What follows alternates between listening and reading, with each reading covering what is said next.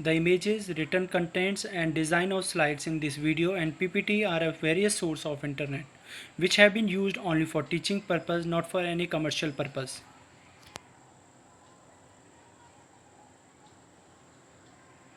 Good morning dear students. This is part 7. Chapter name is New Centers of Power.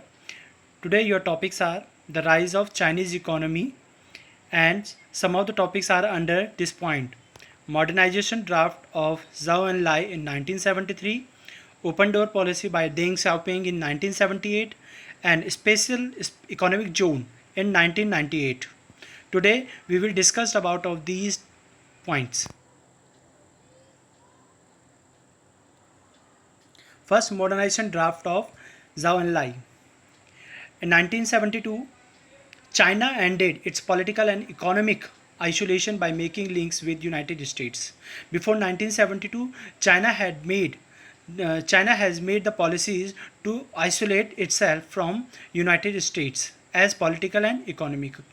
But in 1972, China ended its political and economical isolation by making links with United States for more opportunities. Then this modernization draft was proposed or presented by Zhou Enlai in 1973.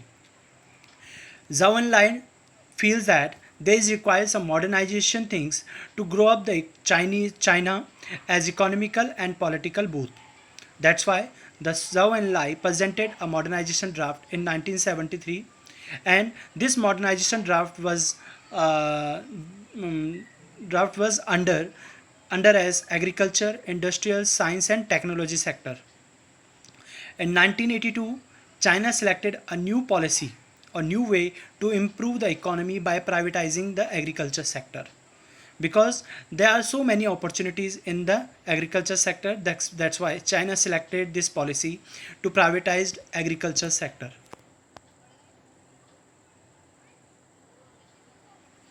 Now in this slide, we will discuss about of Deng Xiaoping, who created the open door policy for China, which was proposed in 1978. Thereafter, by adopting this policy, China began to open to the outside world. Through this policy, China allowed tourism and students were allowed to get the education to other countries, and by this policy the joint ventures with foreign countries were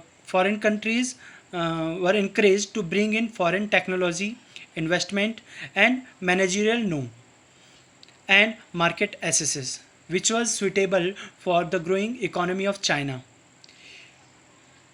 By this policy, emphasized that state firms and government agencies should led by those who had some expertise, not just by those who showed the proper revolutionary fervor. It means it means who were specialized in the particular work, they were emphasized by the state firms and government agencies to work or to produce something and to grow the economy of China. He encouraged the elimination of the rural communes and land was turned over to the rural household.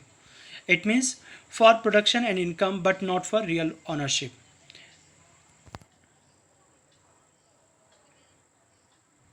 And the results of open door policy. Here are given some of the results of open door policy.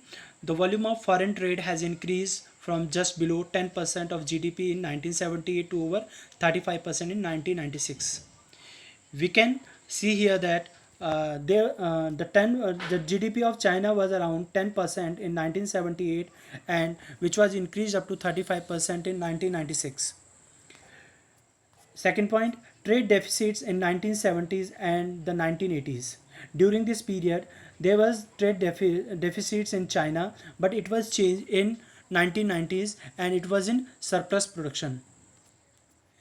In the third point, control of foreign exchange was gradually relaxed.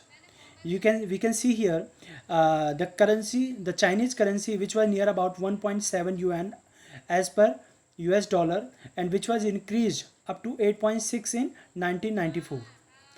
The exchange rate was made equal to the market rate, and the Chinese currency became convertible as far as trade transactions were concerned.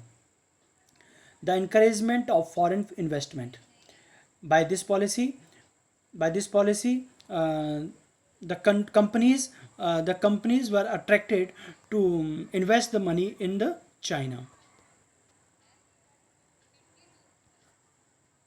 Now about of SEZ. SEZ means Special Economic Zone, which was adopted by China for exempted some of the things like taxes, quotas, FDI bans, and labor laws and other restrictive laws, which was made in the China. It was open for the companies and for FDIs to invest the money in their country, and which was very helpful for the economy of China. By this policy, China started to produce product on less amount and wanted to compete with other countries.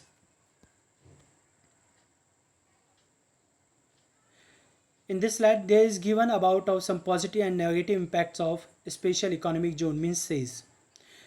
The positive effects are as following: creation of employment opportunities. By the SEZ program, maximum number of countries invested in China and increase the number of employment. Second, export development. The companies who had established in China to increase the export development. And the third point, promotion of foreign direct investment. By this policy, maximum number of countries and companies attracted in China to invest the money. And the negative effects are exploitation of women. Exploitation of women means the companies who has been set up in China to exploit the women in large number of amount. Then separation of labor standard and co-labor rights.